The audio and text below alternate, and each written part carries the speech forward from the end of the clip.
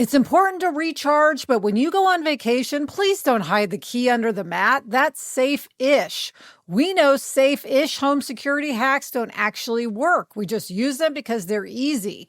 ADT's systems help keep you safe and secure and are customizable to your needs. ADT offers tools and services like 24/7 monitoring and cameras you can check from virtually anywhere with the ADT Plus app. Visit ADT.com or call 1-800-ADT-ASAP. Don't settle for safe-ish. Get ADT. Let's talk about the Defender 110. It is a vehicle built for the modern explorer. Gretch, I have a friend who's extremely adventurous, and she loves her Defender 110. It's a vehicle that looks tough because it is tough. The Defender boasts an exterior design for optimum durability. It has a raised hood and sculpted grille that give the Defender 110 a modern edge. Yeah, it has 3D surround cameras with clear sight ground view that let you see underneath the vehicle and anticipate obstacles in rough terrain. Clear sight rear view offers an unobstructed rear view even when you can't see through the back window. Driver aid technologies make driving and parking simpler. Intuitive driver displays are customizable to your journey. Design your Defender 110 at LandRoverUSA.com. Visit LandRoverUSA.com to learn more about the Defender 110. Explore the Defender 110 at LandRoverUSA.com. Lemonada.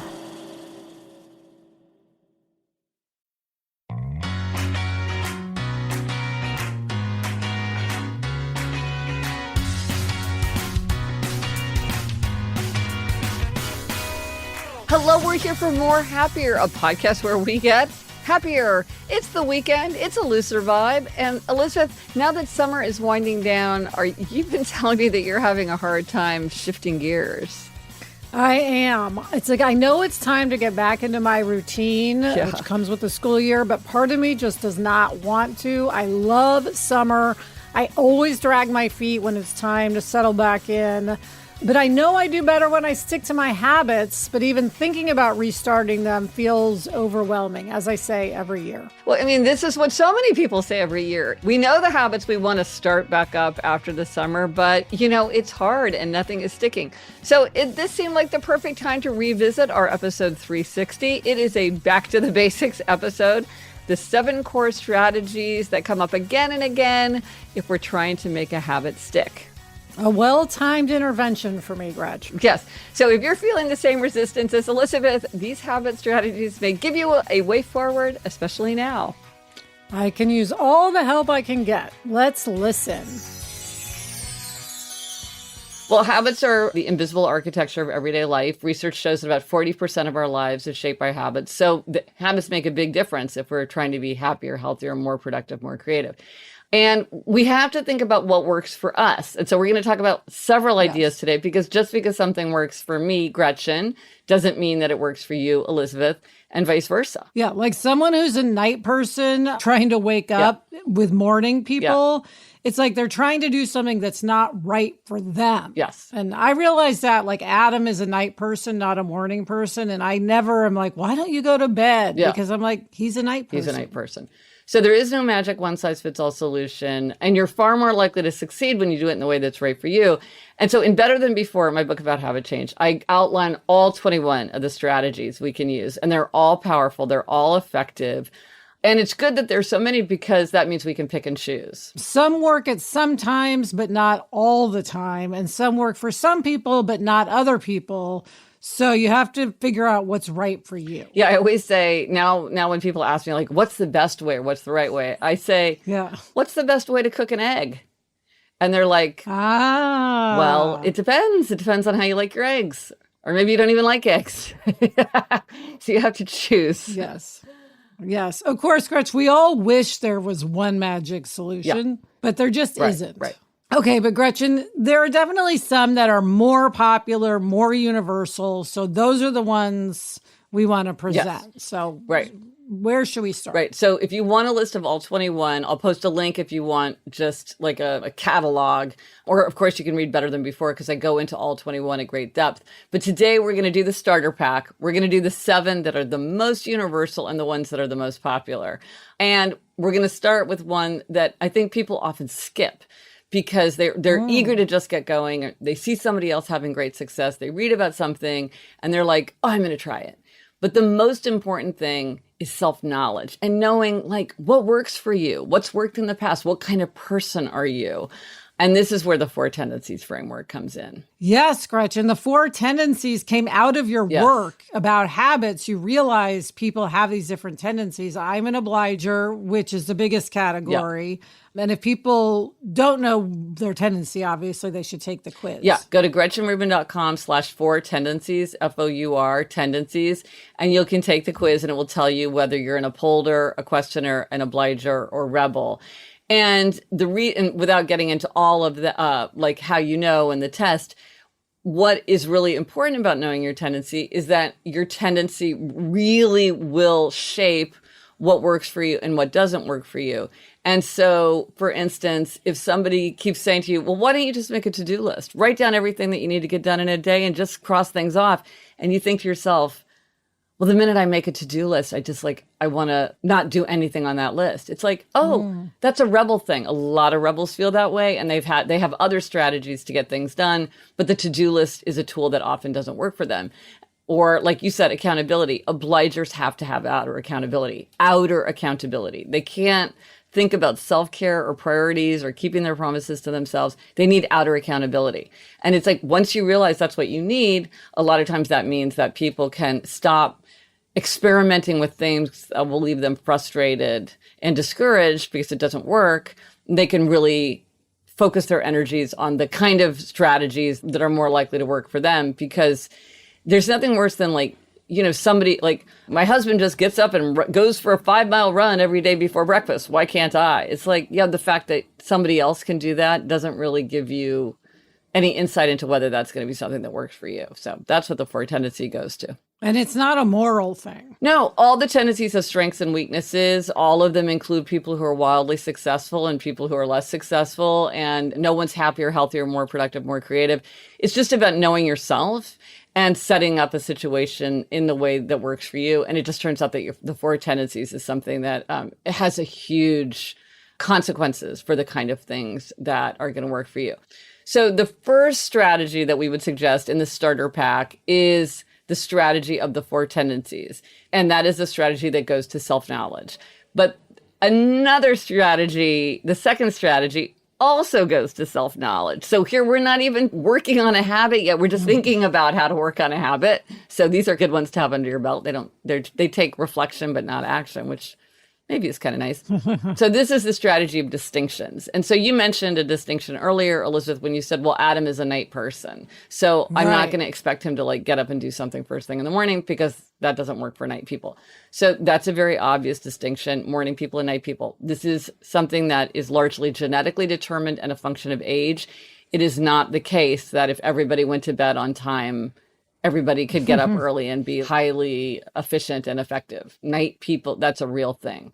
So that's an important distinction, for example. And then you have a bunch of others which are useful, which is, are you a marathoner or a sprinter? Yes. Are you an underbuyer or an overbuyer? A finisher or an opener? Are you a novelty lover or a familiarity lover? Another one, a distinction that's so important that it actually is pulled out in its own strategy of the 21 strategies, is the distinction between abstainers and moderators. That's really important if you're trying to have a habit that is where you're asking yourself to resist a temptation, because moderators and abstainers resist temptation in very different ways. I am an abstainer 100%. Also, something that comes up a lot that you see is the distinction between simplicity lovers and abundance lovers. This is something that I figured out when I was working on my book, Outer Order, Inner Calm, because I realized there's all this thing about minimalism and simplicity and get rid of everything that you're not actually needing. And then I was like, but some people don't want that. Some people like abundance and Right. profusion and collections and choice and buzz and a lot going on. And Yes. to me, that feels The tchotchke people yeah. of life. Yeah, I mean, to them, my kind of environment feels sterile and stripped. So it's like we're not all aiming at the same place. So it's very helpful to know. And if you're living with somebody or working with somebody who has a very different preference from you, it can be helpful to think it's not that one of us is right and one of us is wrong and one of us needs to change. It's just there's a distinction. I'm an abundance lover, you're a simplicity lover. Like, how do we create an environment where we both feel comfortable rather than trying to argue about who's right? Because what's the best way to cook an egg? Exactly. Right. Coming up, we're going to talk about one of the most powerful strategies, monitoring. But first, this break.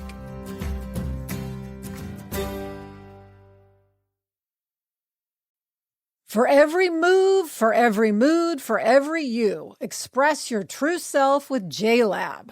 No matter your mood, there's JLab headphones for every you. JLab believes in amplifying every version of you through superior audio technology, innovative design, and unbeatable value. Their diverse range of headphones and earbuds are engineered to deliver exceptional sound quality, catering to your unique lifestyle and musical preferences. Yes, whether you're a discerning music lover, a fitness enthusiast, or a casual listener, JLab's cutting-edge audio performance ensures your playlist sounds just as the artist intended. I have the JBuds Pods, which have more than 56 hours of playtime, hybrid active noise canceling, the very sleek design. You can get black or mauve. I have black, and it's the lab quality sound.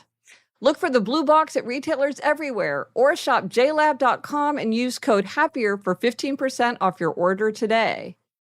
Elizabeth, in a recent episode, we talked about that one big thing that we need to face sometimes to be happier. And one big thing for a lot of people is understanding their financial accounts, knowing what they're worth, having conversations about money and numbers. That's something that's really hard for a lot of people. But you can feel organized and confident in your finances with Monarch Money. It's an all-in-one personal finance tool that brings your entire financial life together in one clean interface on your laptop or phone. And right now, for our listeners, Monarch is offering 50% off your first year. Plus, Monarch gives your partner full access to your shared dashboard, including linked accounts, budgets, goals, and spending activity, all in one place and at no extra cost. You can even give access to your financial advisor at no extra cost. Don't let financial opportunities slip through the cracks. Use code HAPPY at monarchmoney.com in your browser for half off your first year. That's 50% off your first year at monarchmoney.com with code HAPPY. Okay, Gretchen, our third strategy is monitoring. Tell us about monitoring and why it is so powerful. Okay, so I want everyone to notice that I'm talking about the big three, and so far nothing has been asked of anyone other than they just notice, right? Because a lot of times people jump into habit change without noticing. So the strategy of monitoring is just notice what you're doing. And the thing that's interesting about monitoring is it has an almost uncanny power, even if you're not actually trying to change. What research shows is that if you monitor what you do, whether that's what time you go to sleep at night, how many times each week you read to your child, how often you lose your temper, how much you're spending, just by monitoring, you start to begin to act in a way that's more in alignment with the way you want to act. So just by tracking it, monitoring it, you tend to help yourself do a better job. But then once you're actively engaged in a habit that you're trying to change and you're really trying to shape it and really trying to hold yourself to something, monitoring really helps keep you honest because and it also gives you credit. Like maybe you're not giving yourself enough credit. I mean, I think sometimes people are like, oh, I never spend any time with my kids. But it's like, well, why don't you monitor that and see how much time are you actually spending on that? Or I never cook. But it's like, well, actually, I cook about 3 times a week. It's like, well, that's not nothing. So monitoring can be really, really powerful to help people. And just question, should you be writing this down?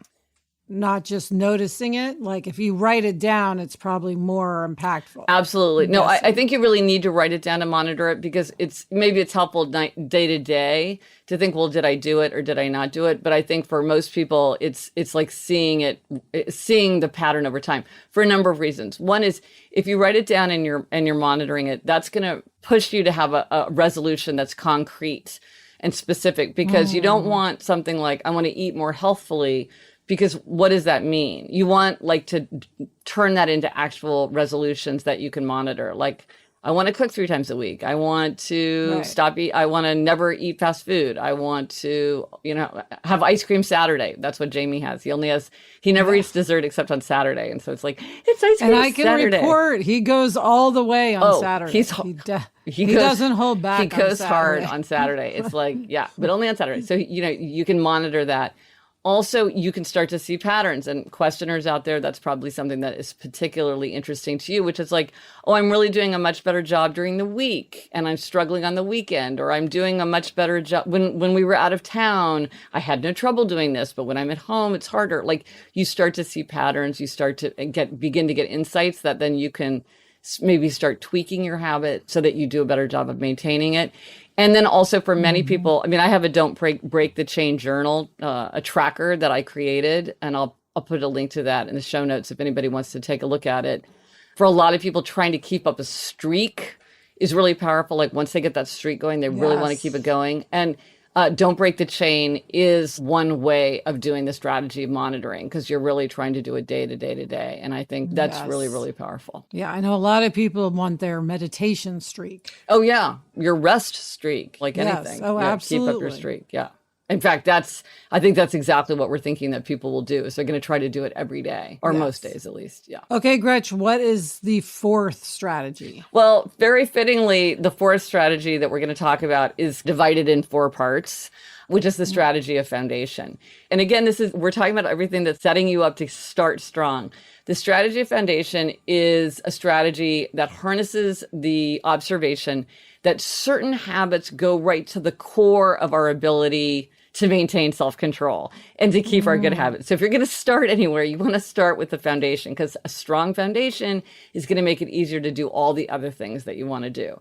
And so what you want to think about foundation is you want to think about making sure you get enough sleep. So maybe you are a sleep zealot. I'm a sleep zealot. And maybe your rest 22 and 22 is that you're going to go to sleep 22 minutes earlier every night. Or somebody said that they were going to use the 24-hour clock and go to bed at 2200 hours, which I thought was very clever, right? Tapping into the 22 of it all. Yes, right? That's great. I thought that was very, very imaginative, because when we have that sleep, we have so much more energy. Everything feels easier when you're well rested.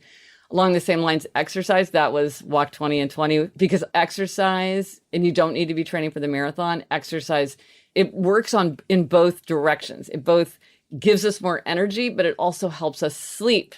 We fall asleep more deeply, and we're more likely to sleep through the night if we get enough exercise. So those are key, sleeping and exercising. And then eating and drinking right. Paradoxically, a lot of times the reason that people eat unhealthfully is they let themselves get too hungry. Like, you skip breakfast, you skip lunch, and then you're so hungry, you're just like running for open up some crinkly bag, because you just, you can't wait. So you want to eat and drink right. And then the 4th one is not a universal one. Elizabeth, you can speak to this, is unclutter. For most people, outer order contributes to inner calm and helps them feel organized and in control. But Elizabeth, do you want to speak to the clutter blind? Yes, I was going to say, unless you're like me and you're clutter blind, the example I use that I think everybody gets is the open cabinet door. That if I lived by myself, if I opened a cabinet door in the kitchen, it could stay open for 2 years and I would not notice. Yes. Whereas if you walked into my kitchen and there was an open cabinet door, you'd be saying, why is this open? Is something wrong, or is something getting fixed? What's happening? And I just don't see it. It's not that I willfully want it to have clutter. It's that I don't register it. So it doesn't bother me. Well, when I was writing Outer Order, Inner Calm, I spent a lot of time thinking about you as an example. And that's why I called it clutter blind, because it just doesn't back up on you. It's like everything being equal, you'd like to have it be tidy and orderly, but you don't really care.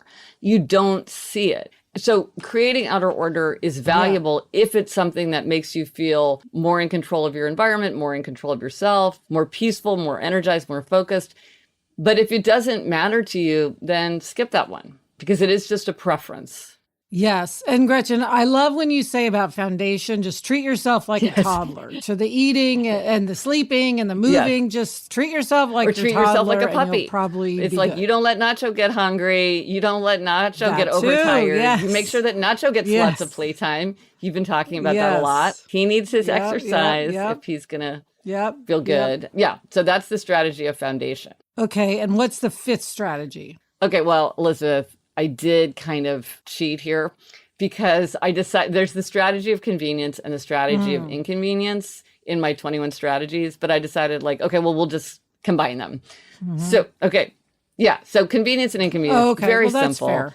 Research shows that it is just hilarious how much more likely we are to do something if it's even slightly more convenient and how we're less likely to do something if it's slightly less convenient. So we can harness this for our good habits. So they did this research showing that if people were at a salad bar, they took less food if they had to use tongs instead of spoons because it's just more work to use tongs. You know, you're like, And so anything you can do. For instance, if you don't want to watch TV as much, instead of keeping your remote control right in front of the television set, you might keep it on a high shelf in a completely different room where the TV's off. And then if you're going to turn it on, you're going to have to walk and get that remote. Or if you don't want to eat the ice cream, it's like if you're ice cream Saturday, but you live in a house with a basement, you might be like, okay, I'm going to put it in the basement freezer in a plastic bag so that if I go get it, I have to really it's not that thing where at 11 p.m. I wake to reality and realize that I've just eaten half a gallon of ice cream or something like that.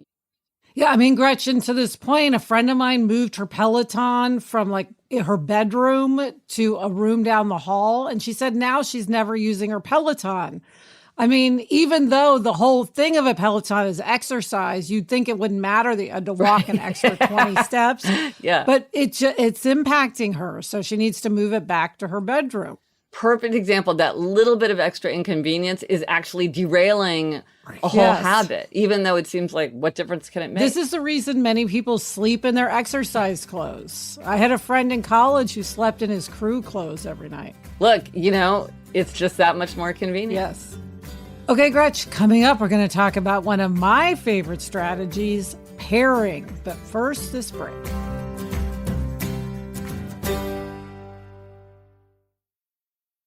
Huge savings on Dell AI PCs are here, and it's a big deal. Why? Because Dell AI PCs with Intel Core Ultra processors are newly designed to help you do more faster.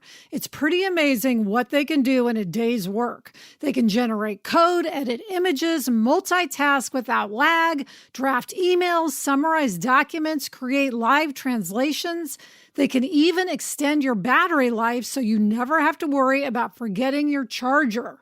It's like having a personal assistant built right into your PC to cover the menial tasks so you can focus on what matters. That's the power of Dell AI with Intel Inside. With deals on Dell's AI PCs, like the Dell 16 Plus starting at $749.99, it's the perfect time to refresh your tech and take back your time. Upgrade your AI PC today by visiting Dell.com/deals. That's Dell.com/deals. When our dogs thrive, we thrive too. Prioritizing their health means more joyful moments together, whether it's with walks, play, or just having them close by. I have a new puppy, Taffy, and along with our dog, Barnaby, they make us so happy. Now, with us humans, taking small, consistent daily actions to keep us healthy are so important to our happiness, and that's important for our dogs too. That's why we love Get Joy's freeze-dried raw dog food. Get Joy's freeze-dried raw dog food is made with real whole food ingredients like 100% USDA-sourced beef or chicken, pumpkin for digestion, salmon oil for their skin and coat. Plus, it includes Belly Biotic Blend with pre, pro, and postbiotics for gut health. And it's great for a busy lifestyle. Just scoop and serve, no thawing or prep needed. Plus, it's pantry friendly, no freezer space required. Save 30% on your first order, plus receive a free scoop and free bag of treats, $33 in value. Visit getjoyfood.com/happier. Okay, Gretchen, we are back with our 6 habit strategy of pairing. Yeah. Now, pairing is a pretty, like in the hierarchy of the 21, I would say pairing is sort of a more minor one, but it's very powerful and it's very easy. So it's very attractive to people. And also, podcast listeners, this is a really good strategy for podcast listeners. Yes. With pairing, you choose the activity that you're trying to do, that you're trying to form a habit of doing something, and you pair it either with something that you love to do, that you're very eager to do, or really something that you actually have to do. And so pairing is these things go together. And it's not that if you do one, you reward yourself by doing the second one. It's that they only happen together. So for instance, in college, I had a rule that I could only take a shower if I exercised. And so, you know, you go a day, you're like, I really want to take a shower. I have to exercise because those things were paired. Yes. Or for me, it's watching The Real Housewives on the treadmill. Right. I will definitely want to watch The Real Housewives enough to get on that treadmill. Right. And people often use a podcast for this. They have a podcast that they love or an audiobook that they love. And they think, well, I'm only going to listen if I'm cleaning, if I'm walking, if I'm, whatever it is that they're trying to get themselves to do, if it's something that's compatible with listening, they save it and they only let those things happen together. And Elizabeth, I have to say, because we talk about habits so much, it's really fun whenever listeners say, oh, they use happier as one half of their pair. Yes, I love it. Yeah. My friend Mindy listens to us when she walks her dog. Yes. And I always know if she says, oh, I just listened to the podcast, I know she just walked her dog. Right. So if you're trying to get yourself to go walking more often or walk your dog more often, you pair it together. So that's good. So that can be really powerful. And then, Gretchen, our final strategy, I happen to know, is your favorite. It's everybody's favorite. Yeah. And that is the strategy of treats. Explain this, because it's not rewards. It's not rewards. I think people need to understand this. It's key to understand the difference between treats and rewards. We're not going to talk about rewards right now. Read the book Better Than Before. I'll post a link to a discussion of rewards if you want to understand why rewards are tricky when it comes to habits. Reward is something that you get if you deserve it or you earn it. A treat is something you get just because you want it. You feel like a treat, you get a treat. You do not have to be good. You do not have to do anything in order to get the treat. And treats are crucial for habits, because when we give more to ourselves, we can ask more from ourselves. And when we feel like we're not getting enough treats, we start to feel depleted. We start to feel resentful. We start to feel like, well, it's too much to ask me to do this and to do that and to do the other. And getting a treat helps us feel like energized and cared for. Yeah. And really, Gretchen, this should be called healthy treats, because you want the treats to be healthy. You don't want to give yourself a treat that actually works against what you're trying to achieve. Right. I mean, you don't want to do something to make yourself feel better that just in the end makes you feel worse. And so almost anything could be a healthy treat for someone, but we each have to say, for me, is this a healthy treat? Is watching TV a healthy treat? Is having an extra brownie, buying something online as a treat? For some people, maybe that could be a healthy treat. Like Elizabeth, I think when you were really stressed out, you kind of held the impulse to do online shopping. And so you got way ahead on your holiday gifts. Right. And so that was a way, it was sort of a treat for you, but you found a way to make it a healthy treat, because in the end, it made your life a lot easier, like when December rolled around. So each of us should try to have a long list of healthy treats. Elizabeth, can you think of some healthy treats for yourself? Well, my newest healthy treat, which I never thought I would see as a treat, Gretchen, is playing with Nacho, the puppy. Yeah. I love to especially now that I'm working from home, this is a great treat, because I can if we have a 10-minute break, 20-minute break, I can go outside, toss the ball. It's great for him, and it just kind of clears my head. I never thought that I would see playing with the dog as a treat, but I do. Right. Well, and also like, let's just, from a happiness perspective, you're out in the sunlight, you're moving your body, you're like distracted, but it doesn't require you. It's like you're not ruminating, but you're not having to think deeply about something. It's a great, and you're engaging with your relationship with your dog. So that's a really, really good health. And it's fun. That's the most important thing. It's fun. What else? Anything else? Yes. And Gretchen, one of my favorite treats, and mug people will understand this, is using my fancy mugs. I have certain mugs, and I think I've mentioned this, that I only reserve for the weekend. And I love using my fancy mugs. But then if I really do need a treat, I can pull one out at any time. Right. And you're still I love my fancy mugs. Well, you send a picture and I'll post it in the show notes so people can see your fancy mugs. Yeah, you are a mug person. I am. Now, any others? Because we should all have long lists. What are some of yours? Yes, I also love crossword puzzles. Oh. Unlike doing like a game online, and we've talked about my Candy Crush problem I used to have, a crossword puzzle is like a physical crossword puzzle. One that's like in the newspaper or in a magazine. Right. I find to be a great treat. How about you? Well, I will say one of Jamie's treats is to do crossword puzzles. And in fact, he often does them on his iPad. And so it'll be like, all of a sudden from some corner, I'll hear the little musical song that it plays when you successfully complete a crossword puzzle. It'll play. And I'm like, oh, Jamie's having a healthy treat. I love it. Yeah, it's fun. But my healthy treats, I love beautiful scents. So sometimes it's putting on a beautiful perfume. I have like 17 of my favorites. And so I'll put on one of my favorite perfumes. Or I'll even just do something like smell a bottle of vanilla or smell some ginger or like clean towels. That is, to me, is such a lovely treat. And clean towels. Yeah. And then, of course, I'm such a huge fan of children's literature and young adult literature. Sometimes if I need a treat, I'll go back and reread one of my favorite passages or one of my favorite chapters, just to kind of give me that like little hit of pleasure. And lately, one of my big treats has been working on my book of aphorisms. Like, this is my hooky book, It's like I sneak away from my other work and I'm like, I think I can write an aphorism about something. And, or like I'll write one down or I collect the proverbs of the professions and I'll be like, ooh, I got some good ones. I'm going to put them in. So that is a real treat. It's not a treat. Treats are very specific. Yeah, some might not find that to be a treat, but you do. That's what makes you, Gretch. That's true. That's true.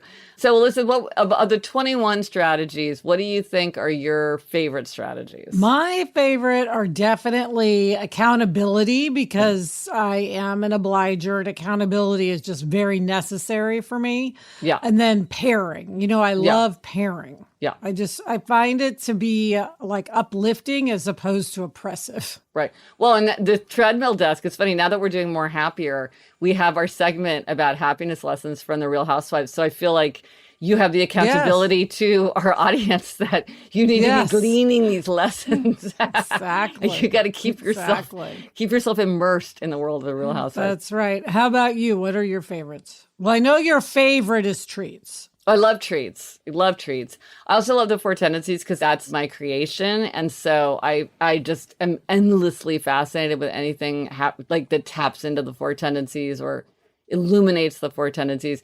And I also love loopholes. Loopholes are so hilarious. The loopholes that people come up with, that I come up with, we're so ingenious about how to let ourselves off the hook. I find it endlessly entertaining. I always forget how helpful it is to have these strategies laid out together like that. Yeah. I'm going to go back to the strategy of treats. Gretch, specifically my fancy mugs. I love breaking out a fancy mug as a treat. I've been neglecting them. Yeah, the Seattle mug. Exactly. I used to love starting the day with one of my Seattle mugs, and somehow I stopped. Well, Elizabeth, are you feeling happier?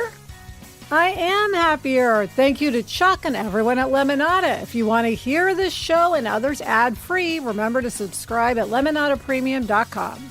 And remember, the best time to start a happiness project is 20 years ago.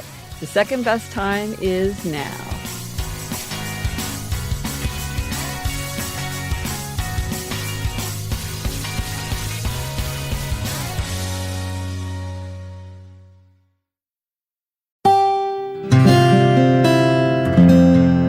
From the Onward Project. Hi, Gretchen, Craig Robinson, and my little sister Michelle here. We host a new podcast called IMO with Michelle Obama and Craig Robinson. We know you're the queen of giving advice, so we wanted to get a few tips from you. You know, Gretchen, a lot of our listeners are going through some major life changes. What advice do you have for folks who are trying to stay grounded in the midst of major life transitions? Craig and Michelle, I am so happy to be talking to you. Here are a few questions that might help us gain perspective. So consider questions like this. What activities take up my time but are not particularly useful or stimulating for me? Do I spend a lot of time on something that's important to someone else but is not very important to me? If I could magically change one habit in my life, what would I choose? And here's a question. Would I like to have more time in solitude, restorative solitude, or would I like to have more time with friends? You know, just thinking about questions like this can help us start to figure out how we might make our lives happier. With greater self-knowledge, we're better able to make hard decisions that reflect ourselves, our own nature, our own interests, our own values. In my own case, I have found that the more my life reflects my nature, the happier I get, and the more grounded I feel when I'm going through a period of major change or transition. For more great advice, search for IMO with Michelle Obama and Craig Robinson wherever you get podcasts. You can listen to Issa Rae on letting go of certain friendships, Kiki Palmer on why disappointment is actually the key to career success, Seth and Lauren Rogan on caring for aging parents, and so many more.